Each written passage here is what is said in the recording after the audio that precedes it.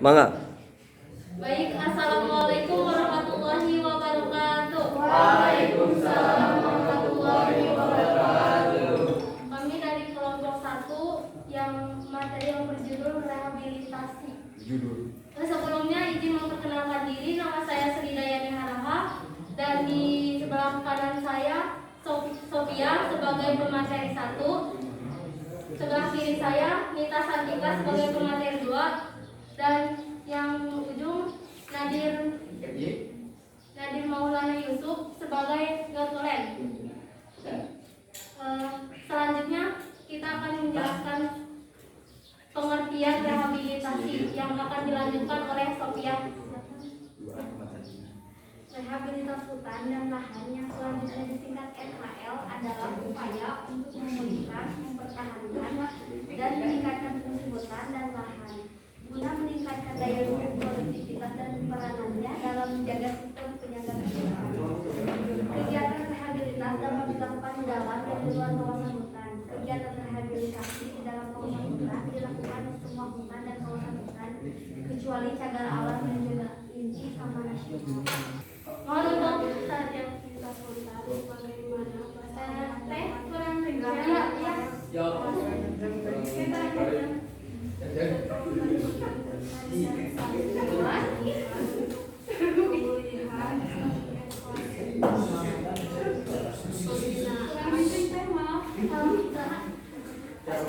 Boleh maju enggak teh? Ya. Boleh. Maaf ya.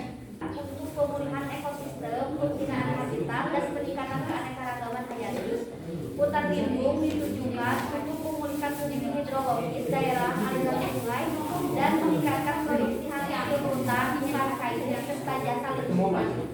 Hutan produksi ditujukan untuk meningkatkan produktivitas kawasan hutan produksi. Rehabilitasi hutan dilaksanakan melalui 2 kegiatan, yaitu reboisasi dan penghijauan. Baik, selanjutnya akan dijelaskan tujuannya. Dilanjut oleh pemateri 2, Nita Santika. Maju banget, teman. Maju banget. Iya, maju aja.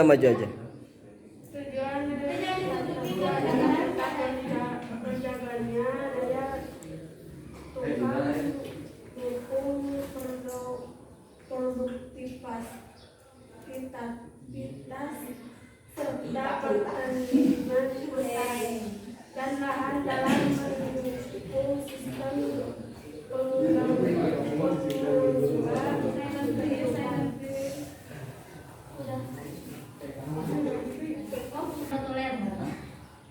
Kesimpulannya adalah berdasarkan hasil yang diperoleh dalam penulisan tugas, didapat kesimpulan bahwa sistem yang dibangun dapat membantu KSI RHL memantau rehabilitasi hutan dan lahan di lokasi penanaman KBR dan membantu KSI RHL menentukan lokasi jenis tanaman yang cocok sehingga penanganan terhadap rehabilitasi hutan dan lahan pada lahan kritis sesuai dan tepat sasaran. Cukup. Untuk kesimpulannya cukup. Mungkin ada yang ditanyakan untuk bentar. Silakan untuk. Nama Yoga Faris dari kelompok 4. Bagaimana tata cara pelaksanaan rehabilitasi hutan? Sebelumnya izin bertanya ya. Untuk reboisasi sendiri itu dilakukannya di mana dan bagaimana cara melakukan reboisasi? Bisa dijelaskan? Reboisasi. Rehabilitasi.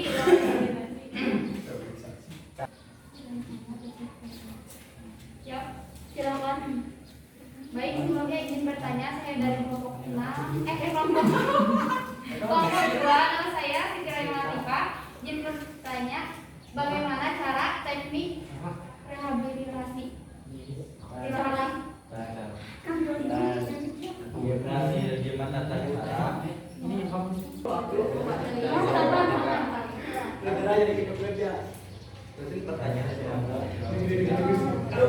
Pertanyaan kita menjawab pertanyaan pertama dulu ya. Baik, untuk kegiatan rehabilitasi hutan dan lahan dapat dilaksanakan di lahan Taman Nasional Bukit 30 dilaksanakan dengan kebijakan yang diakomodir dari atas tanpa melibatkan masyarakat secara langsung. Maaf kan bisa diulangi lagi ulang-ulang. Di hutan apa? Di hutan apa? Untuk kegiatan rehabilitasi hutan dan pelaksanaannya dapat dilakukan di hutan konservasi dan hutan lindung dan hutan produksi. Terima kasih. Silakan. Pertanyaan Rahma. Makasih saya jawabannya. Sama-sama. Untuk pertanyaan selanjutnya beri waktu.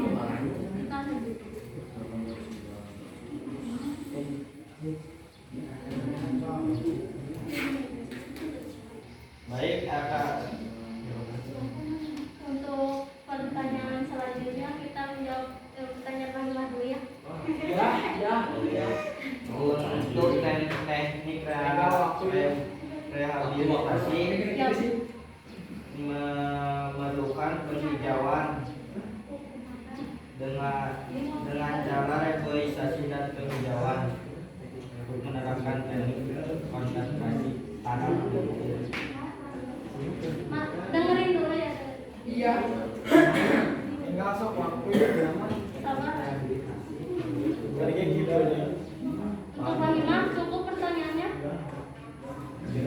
Perlu diulang lagi apa bagaimana? Teknik rehabilitas dapat dilakukan dengan dua cara yaitu reboisasi dan penghijauan. Bapak, izin apa telepon? Udah cukup teh? Lalu Aku soalnya. dengan cara ekosistem habitat dan peningkatan habitat dan peningkatan keanekaragaman hayati. Hutan lindung ditujukan untuk fungsi rekreatif daerah aliran sungai dan meningkatkan produksi hasil hutan bukan kayu serta jasa lingkungan, dan hutan produksi ditujukan untuk meningkatkan produksi kawasan hutan. Produksi rehabilitasi hutan dilaksanakan melalui dua kegiatan yaitu reboisasi dan penghijauan. Ini udah cukup? Enggak, ini. Jawaban dari Irgi merupakan tata cara pelaksanaan reboisasi. Tata caranya dengan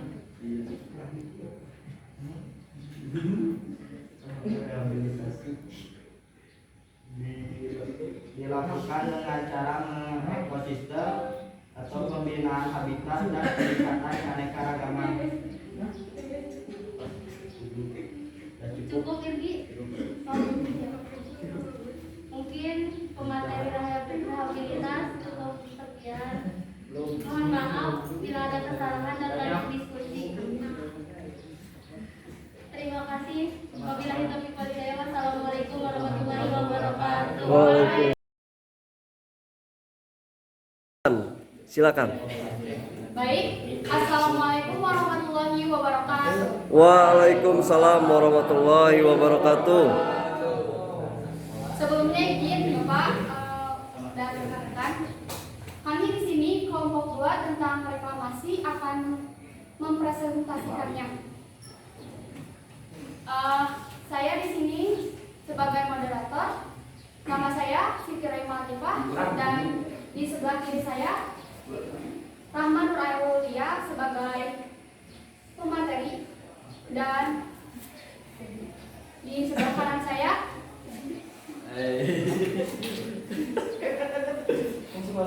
Ahmad Sufian sebagai notulen, dan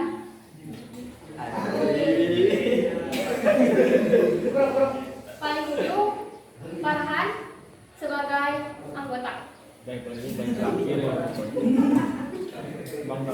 Baik, materi reklamasi yang akan disampaikan oleh Rahma Nur Aulia, kepadanya waktu dan tempat kami persilakan. Baik, sebelumnya terima kasih kepada moderator yang telah memberikan waktu dan tempatnya untuk saya memaparkan. Pertama-tama, di sini saya akan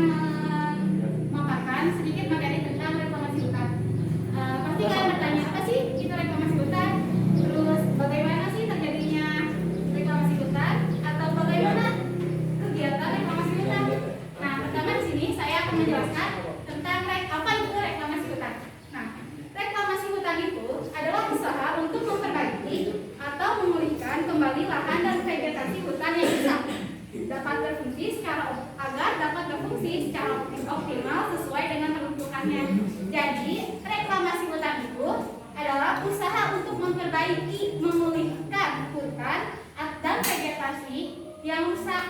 Nah, apa sih, pasti kalian bertanya, kalau untuk lahan pasti kalian sudah tahu kan apa itu lahan? Nah, di sini saya akan langsung menjelaskan itu vegetasi. Nah, apa itu sih vegetasi? Nah, vegetasi itu adalah merupakan bagian hidup yang tersusun dari tumbuhan yang menempati suatu ekosistem atau dalam area yang lebih sempit, relung ekologis, beraneka tipe hutan, yaitu kebun, padang rumput, dan tundra, merupakan contoh-contoh vegetasi. Jadi vegetasi itu tanaman yang tumbuh di hutan. Kayak misalnya kayak tadi contohnya yang telah saya sampaikan tadi, yaitu contohnya seperti padang rumput, tundra, atau kebun yang itu ada kayak rumah. Nah, lalu bagaimana sih terjadinya reklamasi hutan? Salah satu penyebab terjadinya lahan kritis adalah kegiatan-kegiatan non-kehutanan, termasuk kegiatan pertambangan. Oleh sebab itu, kegiatan pertambangan wajib ikut berperan serta dalam upaya pemulihan das melalui reklamasi hutan bekas tambang. Untuk das sendiri gak usah dijelasin kan ya, soalnya tadi bakal ada dijelasin sama kelompok 3. Nah, terus bagaimana sih kegiatan reklamasi hutan? Nah, pelaksanaan reklamasi hutan bagaimana dimaksud pada ayat 1 meliputi tahapan kegiatan, yaitu 1. Penataan lahan, 2. Pengendalian erosi dan sedimentasi, lalu 3. Revegetasi. Nah, yang poin berikutnya, reklamasi hutan dilaksanakan yaitu untuk memperbaiki atau memulihkan kembali lahan dan vegetasi hutan yang rusak agar dapat berfungsi secara optimal sesuai dengan peruntukannya. Nah, fungsinya ya seperti yang dijelaskan tadi, yang fungsinya itu kayak apa sih, untuk memulihkan, mempertahankan, juga memperbaiki. Lalu bagaimana sih penyelesaian reklamasi hutan? Ya, penyelesaiannya itu gampang, tinggal reboisasi. Dengan cara reboisasi. Untuk reboisasi sendiri nanti akan dijelaskan sama kelompok 4, kayak tadi sudah dijelaskan oleh kelompok 4. Jadi saya tidak akan menjelaskannya lagi. Nah, berikut beberapa cara pengembalian hutan dan menjelanya, yaitu cara reboisasi. Lalu penebangan liar yang banyak terjadi tidak pernah diikuti dengan kegiatan menanam kembali, tebang pilih, kebijakan pemerintah menebang dengan izin mencegah ladang bertindak. Nah, jadi untuk reklamasi hutan yaitu tugasnya reklamasi hutan atau pengertian reklamasi hutan secara garis besar yaitu untuk memulihkan dan juga memperbaiki lahan dan vegetasi hutan yang rusak. Mungkin cukup sekian pemaparan materi dari saya. Waktu dan tempat saya kembalikan lagi kepada moderator. Terima kasih kepada Rahmat Rawaliya sebagai materi. Apakah cukup jelas? Cukup. Lebih dari cukup. Baik. Kita lanjut ya ke Labulen. Kepadanya kami persilakan untuk kesimpulan biar jelas. Oke, Ustaz. Jadi di sini saya akan membaca kesimpulan materi yang telah disampaikan oleh pemateri dari kelompok kami tadi. Jadi reklamasi itu adalah usaha untuk memperbaiki atau memulihkan kembali lahan dan vegetasi yang rusak agar dapat berfungsi optimal sesuai peruntukannya, dan penyelesaian reklamasi hutan yaitu dengan cara reboisasi. Mungkin sekian kesimpulan yang bisa saya bacakan. Waktu dan tempat saya kembalikan lagi kepada moderator. Baik, terima kasih kepada Notolen Ahmad Sufyan, dan itu adalah presentasi dari kelompok 2 yaitu tentang reklamasi hutan. Nah, adapun pertanyaan-pertanyaan yang akan kalian tanyakan kepada kelompok 2 tentang reklamasi kepada Notolen, silakan ditulis.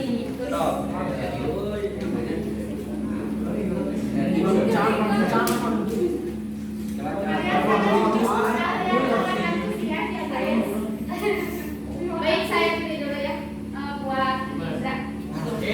Baik, saya Baik, saya Indra Musra dari kelompok 5 ingin bertanya apa yang dimaksud dengan refrigerasi? Revegetasi. Vegetasi. Tadi yang jelaskan. Iya, vegetasi. Bukan refrigerasi ada.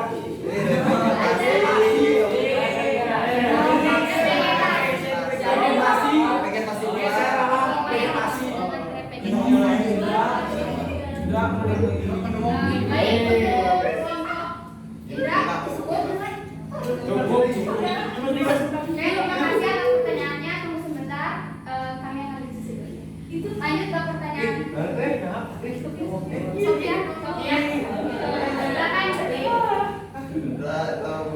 Nama saya Sofia dari kelompok 1 ingin menanyakan bagaimana cara pelaksanaan reklamasi.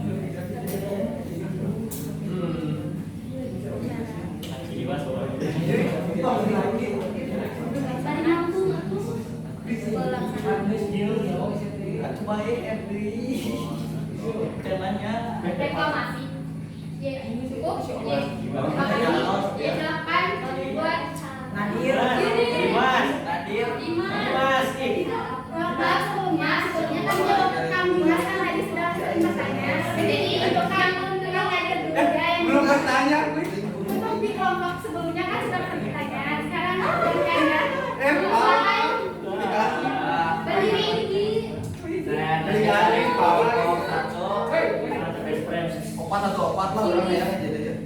Ingin bertanya apa Dari yang kelompok kelompok Nasatu. apa dampak dari reklamasi? apa dampak dari reklamasi? Baik, terima kasih. Cukup. Apa dampak dari reklamasi?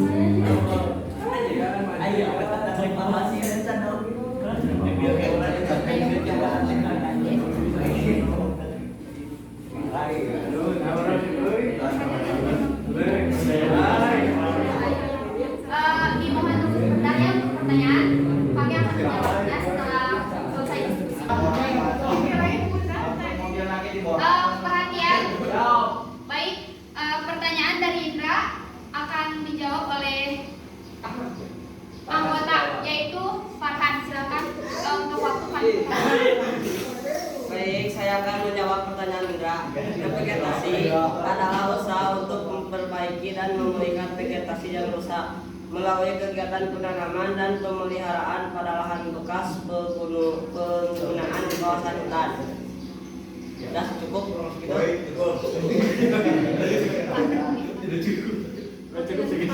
Waktu dan tempat dikembalikan kepada moderator. Mungkin itu jawaban dari Indra. Cukup, Indra? Ya cukup. Baik, pertanyaan nomor 2 dari Siti Sofia akan dijawab oleh notulen yaitu Ahmad Sufian. Kepadanya waktu dan tempat kami persilakan. Baik, saya akan menjawab pertanyaan dari Sofia. Bagaimana cara pelaksanaan reklamasi? Secara umum, reklamasi dapat dilakukan dengan cara penggunaan atau pengeringan reklamasi Mohon yang di atas. pembuangan baik dengan pembangunan pembuangan pemasangan surat kulit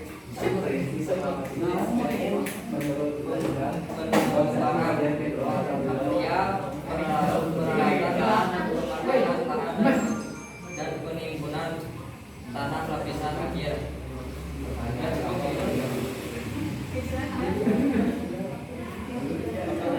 Saya kembalikan ke moderator. Baik, itu mungkin cukup Sofia jawabannya. Untuk pertanyaan nomor 3 dari Nadir akan dijawab oleh anggota yaitu Farhan. Kepadanya waktu dan tempat kami persilakan. Baik, saya akan menjawab pertanyaan Nadir. Reklamasi memiliki dampak negatif yang justru merusak alam dan biota laut, seperti pencernaan laut, berpotensi mengakibatkan sedimentasi tanah dan laut, perubahan hidrooseanografi, kerusakan habitat dan ekosistem laut, potensi pencemaran udara, akses masyarakat ke pantai menjadi terbatas serta peningkatan waktu dan tempat dikembalikan ke moderator. Baik, terima kasih kepada anggota Ibu Farhan yang sudah menjawab pertanyaan dari Nadir. Mungkin itu presentasi atau yang kami jelaskan tentang reklamasi hutan. Kami dari kelompok 2 mohon pamit, maaf bila ada kesalahan. Billahi taufiq wal hidayah. Wassalamualaikum warahmatullahi wabarakatuh. Waalaikumsalam warahmatullahi wabarakatuh. Aliran sungai. Baik, assalamualaikum warahmatullahi wabarakatuh. Saya sebagai kelompok 3 akan presentasikan tentang DAS dan perkenalkan, nama saya Muhammad Abbas sebagai moderator dan di sebelah kiri saya adalah nama saya Jainur Rakir sebagai sebelah kanan materi. Oke, di sebelah kanan saya ada Rian Setiana sebagai materi. Oke. Kami di sini akan menjelaskan apa yang dimaksud dengan DAS. Oke, kalian masih bertanya-tanya apa yang dimaksud dengan DAS?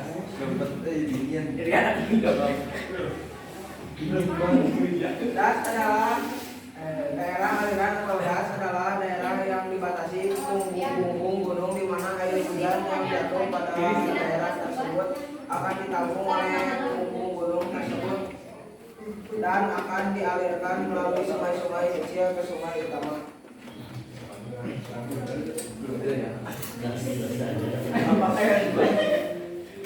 Apakah yang dimaksud dengan pengertian DAS?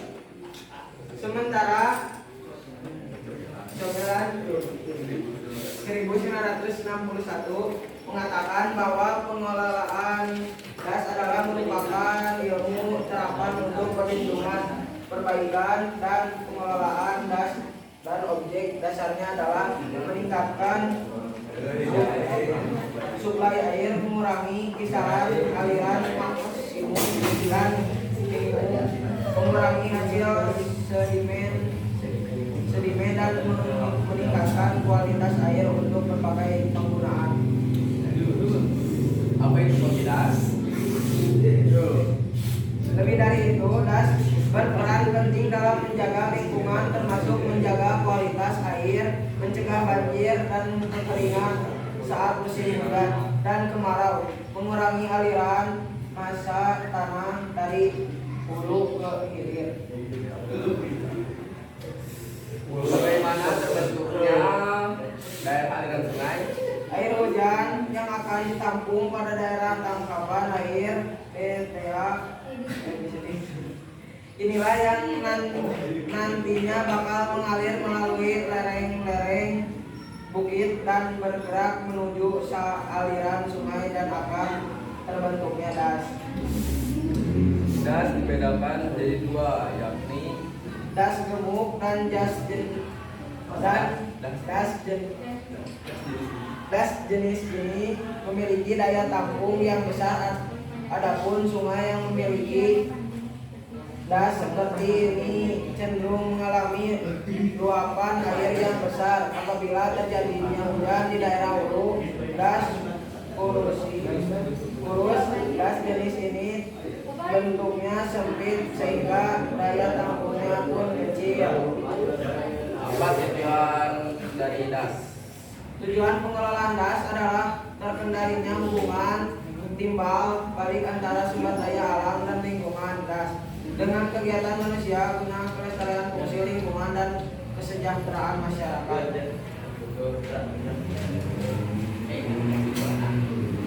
Jawab kesimpulannya tolong dijelaskan. Baik, saya akan menyampaikan kesimpulannya. Jadi kesimpulannya adalah daerah aliran sungai DAS termasuk wilayah daratan yang merupakan satu kesatuan dengan sungai dan anak sungainya yang berfungsi menampung, mengumpulkan dan mengalirkan air yang berasal dari curah hujan ke danau atau ke laut secara alami yang batas di barat merupakan pemisah topografis.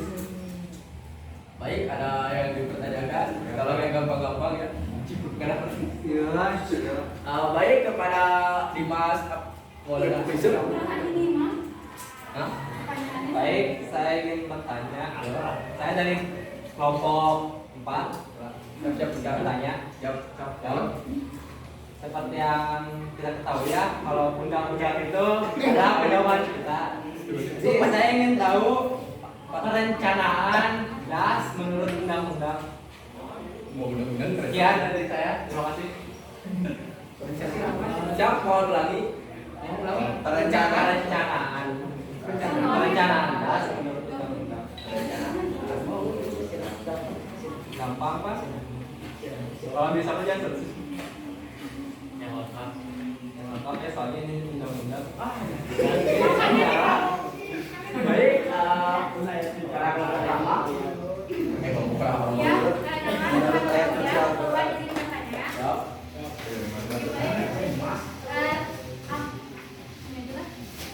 Sebutkan karakter fisik gas yang dianalisis apa sih karakter dan karakteristik fisik gas? Mohon pelan-pelan. Karakteristik Fisik gas. karakteristik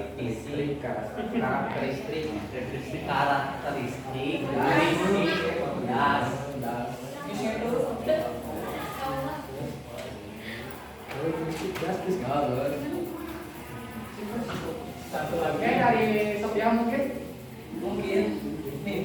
Nama saya Sofia dari kelompok 1 ini bertanya. Mengapa perlu dilakukan pelestarian di daerah aliran sungai? Oh. Bisa. Mengapa?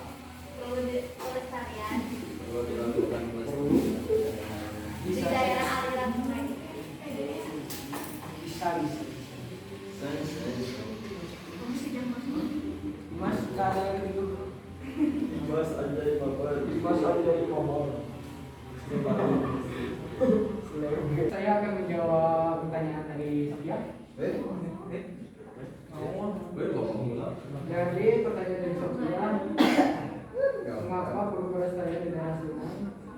Gas berperan penting dalam menjaga lingkungan dalam menyediakan kebutuhan air bagi masyarakat. Selain itu, gas juga berperan menjaga kualitas air, mencegah banjir dan kekeringan saat musim hujan dan kemarau, serta mengurangi aliran massa tanah dari hulu ke hilir.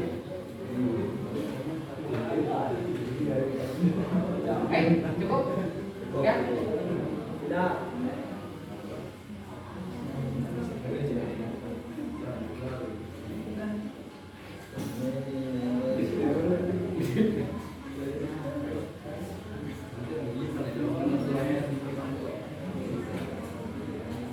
Baik, saya akan menjawab pertanyaan dari Rahma. Karakteristik gas merupakan gambaran spesifik mengenai gas yang dicirikan oleh parameter yang berkaitan dengan takaran morfometrik, fotografi tanah, geologi, vegetasi, penggunaan lahan, hidrologi dan manusia.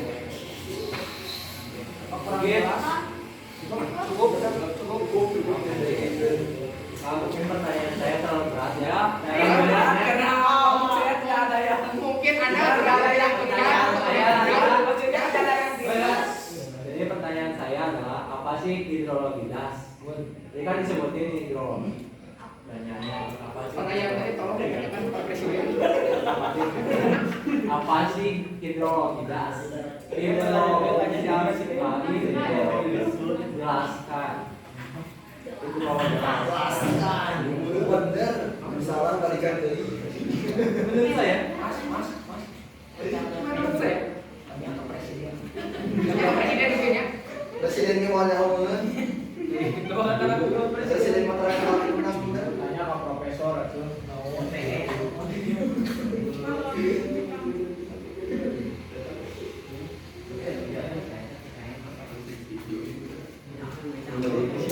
Oke, saya akan menjawab pertanyaan dari Dimas. Mohon perhatiannya Dimas. Mohon perhatian. Istilah hidrologi gas menurut SIM 2002 didefinisikan sebagai cabang dari hidrologi yang berkaitan dengan integrasi proses hidrologi dalam skala gas dan respon gas. Apakah kurang cukup? Oh, apakah cukup? Apakah cukup? Ya. Terima kasih. Baik, sekian dari kelompok 3 mengundurkan diri. Terima kasih. Assalamualaikum warahmatullahi wabarakatuh. Waalaikumsalam warahmatullahi wabarakatuh. Baik, assalamualaikum warahmatullahi wabarakatuh. Waalaikumsalam warahmatullahi wabarakatuh. Kami dari kelompok 3 yang terdiri dari saya Muhammad Dimas Maulana Yusuf sebagai moderator. Oh, kelompok 4 ya? Ya. Kami dari kelompok 4 yang terdiri dari Muhammad Dimas Maulana Yusuf sebagai moderator dan juga Purnomo Prasetyo sebagai notulen dan juga Irga Faris sebagai pemateri. Kami di sini akan mempresentasikan materi tentang reboisasi. Mungkin dari kalian ada yang bertanya-tanya, apa sih reboisasi itu? Pertama, pengertian reboisasi. Reboisasi adalah aktivitas, usaha, langkah atau upaya penanaman pohon di kawasan hutan untuk mengembalikan fungsi hutan sebagaimana fungsinya. Ya, pengertiannya. Dan juga reboisasi memiliki manfaat. Apa aja sih manfaat reboisasi? Reboisasi memiliki beragam manfaat bagi keberlangsungan hutan dan manusia. Beberapa manfaat reboisasi tersebut yaitu: 1. Mencegah erosi tanah yang bisa disebabkan oleh angin dan air hujan yang berturut-turut. 2. Melestarikan kesuburan tanah yang bisa dijadikan sebagai lahan pertanian. 3. Menjaga struktur tanah agar tidak rusak. 4. Menjaga keanekaragaman satwa agar tetap lestari. 5. Membuat udara tetap bersih dan sehat terutama bagi makhluk hidup yang ada di bumi.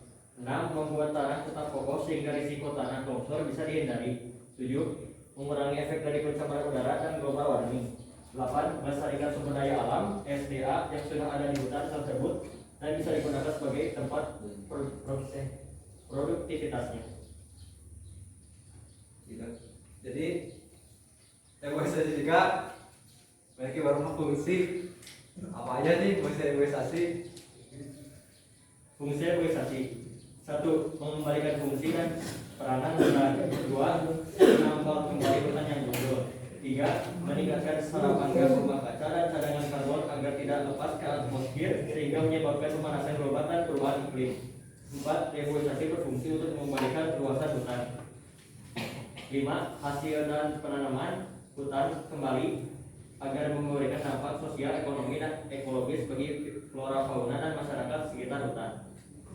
Reboisasi juga memiliki tujuan. Tujuan reboisasi adalah Tujuan utama reboisasi adalah mengembalikan fungsi dan manfaat hutan agar kembali seperti saat masih rimbun dan hijau. 1. Melestarikan hutan dan lingkungan. 2. Meningkatkan sumber daya alam di hutan. 3. Meningkatkan hasil usaha. 4. Menjaga keanekaragaman hayati. reboisasi juga memiliki ciri-ciri. Apa juga sih ciri-ciri reboisasi?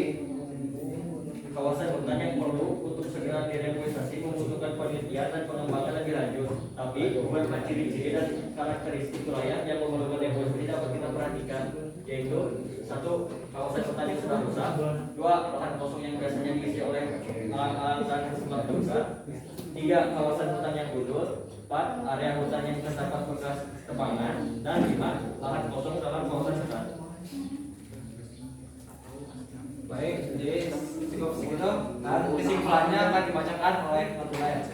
Jadi kesimpulannya, materi tentang reboisasi yaitu sudah sepantasnya kita memiliki kepedulian terhadap penghijauan dan reboisasi yang ada di Indonesia, terutama saat ini banyak sekali bencana alam yang disebabkan oleh ulah tangan manusia seperti banjir, tanah longsor, dan masih banyak lagi.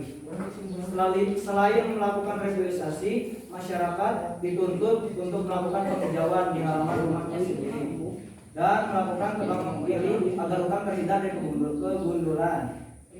Semoga pengertian dan manfaat reboisasi yang telah dijelaskan bermanfaat bagi kita semua. Jadi, cukup sekian dari kami. Apakah ada yang ingin bertanya? Silakan bertanya dari kelompok. Siap, nama Ridwan dari kelompok 5.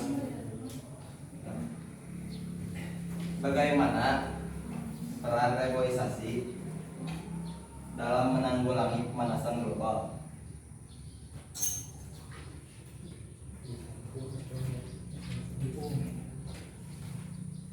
Baik, itu. Apakah ada yang bertanya lagi? Tampung dulu aja. Soal? Cuma satu pertanyaan.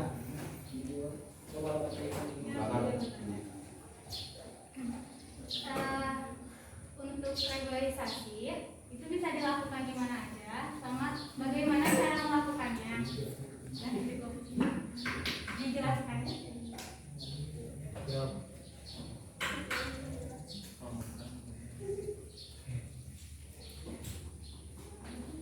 Baik. Baik, izin bertanya, saya dari kelompok 2. Mengapa kondisi hutan gundul dan tidak terawat harus melakukan reboisasi?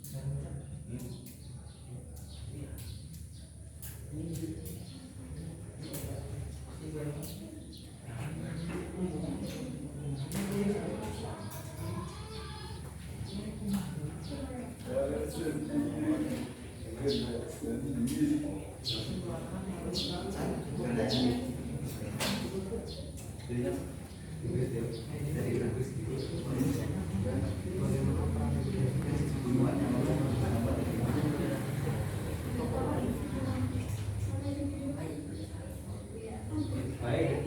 Rekan kalau waktu ya untuk berdiskusi sebentar. Siap.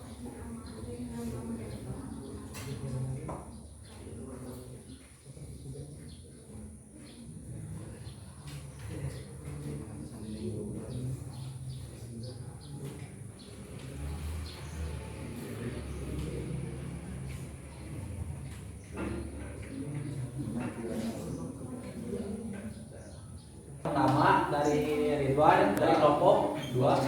Kelompok 5. Kami akan menjawabnya oleh penolong Prasetyo. Tadi pertanyaannya mungkin bagaimana peran reboisasi dalam menanggulangi iklim global. Mungkin jawabannya adalah dengan cara melakukan penghijauan atau penanaman ulang kembali. Cukup. Lewat Bu. Lumayan ya.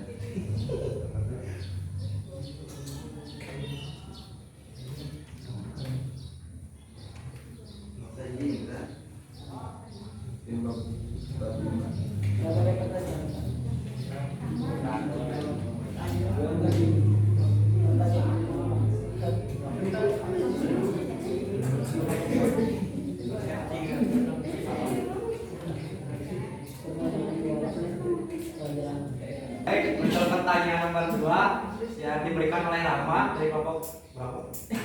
Dari kelompok 4. Akan dibacakan. Dari kelompok 4 dibacakan oleh penolong Prasetyo. Jadi pertanyaannya bagaimana cara melakukan reboisasi? Mungkin jawabannya sama seperti pertanyaan yang pertama, dengan cara melakukan penghijauan, penanaman kembali di halaman rumahnya sendiri. Terima kasih. Mungkin cukup. Terima kasih.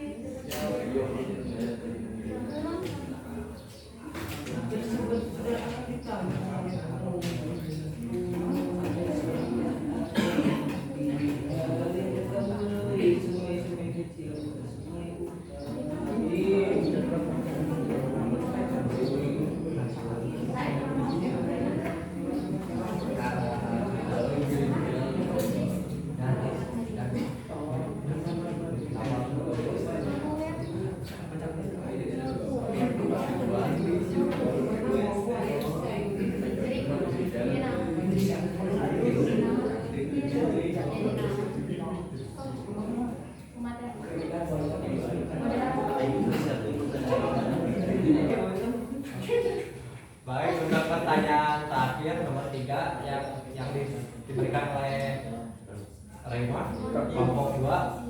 Mungkin pertanyaannya mengapa kondisi hutan gundul dan harus melakukan reboisasi? Jawabannya mungkin dikarenakan kondisi hutan gundul disebabkan oleh penebangan liar. Dan mengapa harus melakukan reboisasi? Karena pertama,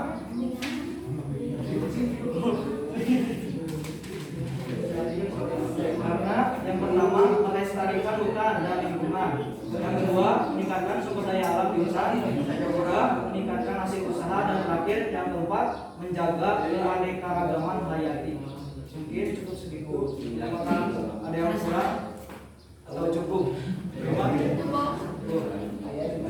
Cukup sekian dari kami. Terima kasih dan maaf bila ada kesalahan. Assalamualaikum warahmatullahi wabarakatuh. Silakan. Assalamualaikum warahmatullahi wabarakatuh. Waalaikumsalam Warahmatullahi wabarakatuh. Baik, sebelum memulai presentasikan dari materi kami, pertama-tama saya akan mengucapkan terima kasih kepada Bapak Guru yang telah membolehkan kelompok kami untuk berdiri di depan. Dan yang kedua, yang saya hormati siswa-siswa murid 11 daerah A. Baik, di sini saya sebagai moderator dan di sebelah samping diri saya sebagai materi Muhammad Ridwan kembali. dan di sebelah kiri Ridwan. Iya, mau materi mah. Sebelah kiri Ridwan sebagai materi dan sebelah kanan saya sebagai anggota Junandi. Baik, saya akan mulai materi tentang penghijauan yang akan dibacakan oleh pemateri Muhammad Ridwan. Penghijauan merupakan sebuah metode yang dipakai untuk menggambarkan aktivitas penanaman pohon. Penghijauan tidak lain lahan kritis dan lahan lainnya di luar kawasan hutan dengan maksud untuk memulihkan, mempertahankan dan melestarikan fungsi lahan sesuai dengan kemampuan, yaitu bagi kepentingan fungsi produksi dan fungsi perlindungan. Dan saya masih akan bertanya, apa sih tujuan dari penghijauan? Tujuan penghijauan adalah akan menaruhkan suhu suatu tempat banyaknya oksigen yang dikeluarkan oleh tumbuhan akan membuat lingkungan lebih segar, lebih nyaman dan asri. Adanya penghijauan akan memberikan perlindungan pohon-pohon besar akan melindungi kita dari paparan sinar matahari. dan saya masih akan bertanya, apa yang terjadi jika kita tidak melakukan penghijauan? Dampak buruk kurangnya penghijauan di kota yang pertama adalah akan dipenuhi dengan asap kendaraan bermotor sehingga kadar karbon dioksida menjadi sangat tinggi. Selain itu juga akan diperparah dengan asap pabrik yang didirikan di tempat kota.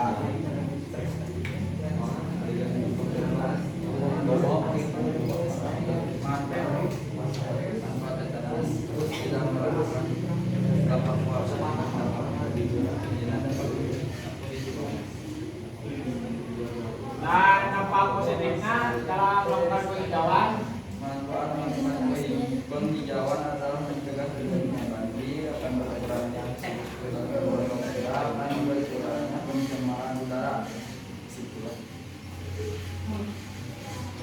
baik, cukup sekian itu dari pemateri tentang penghijauan. Selanjutnya akan dibacakan oleh Nurtulen. Baik, terima kasih. Di sini saya akan membacakan sedikit kesimpulan dari penghijauan yang sudah dijelaskan oleh pemateri. Begitu pentingnya penghijauan ini sehingga sudah merupakan program nasional yang pastinya dilaksanakan di seluruh Indonesia, bahkan mungkin di negara-negara lainnya juga. Baik, itu cukup dari materi tentang penghijauan. Selanjutnya, apakah ada yang bertanya tentang penghijauan? Oke, dari Rahma dulu ya.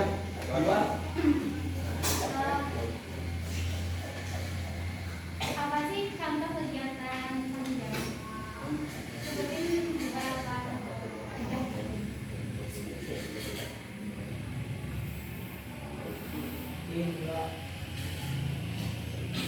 Selanjutnya dari Sofia. Di mana saja penghijauan tersebut dilakukan.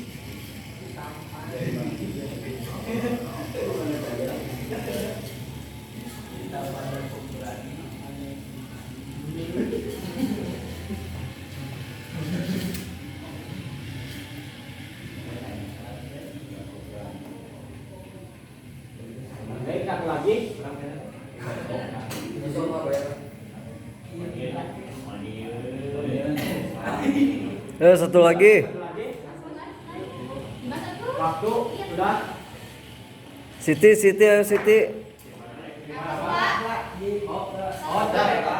Ya sok. Apa dampak dari penghijauan? Dampak positif. Ya, tolong kedua-duanya jelaskan secara rinci. Siap.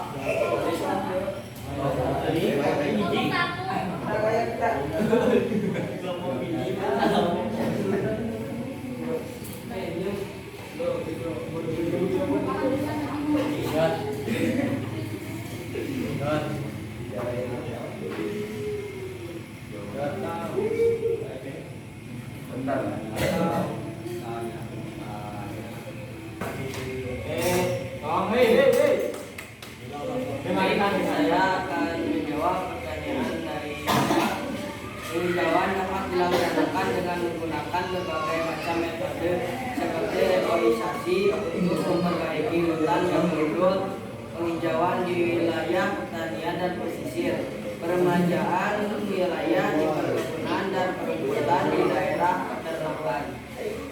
Maka yang sudah cukup Rahman. Maaf, bisa diulang lagi. Dengekeun Kan tadi sudah. Saya akan ulangi kembali oleh nanti. Saya akan menjawab. Proses penghijauan dapat dilaksanakan dengan menggunakan berbagai macam metode seperti reboisasi untuk memperbaiki hutan yang gundul, penghijauan di wilayah pertanian dan pesisir, peremajaan wilayah di perkebunan dan perumbutan di daerah peternakan. Cukup Rahman. Ya udah cukup. Baik, saya akan menjawab pertanyaan nomor 2 dari Sophia. Mana soalnya? Sophia ini itu. Ya,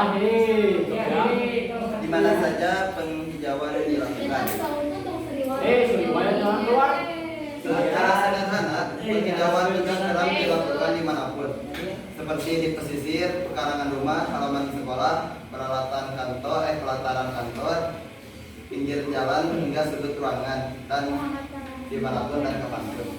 Siap, terima kasih. Sudah cukup ya. Cukup. Dampak positif dan dampak negatif penghijauan. Dampak negatif dari penghijauannya dampak negatif. Dampak buruk kurangnya penghijauan di kota yang pertama adalah menyebabkan pencemaran udara meningkat.